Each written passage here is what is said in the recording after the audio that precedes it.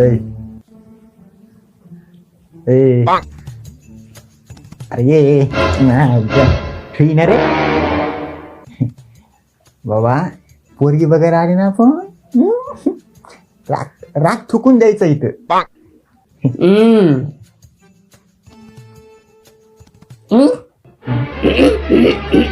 ए, काही हात करू नका ना बे.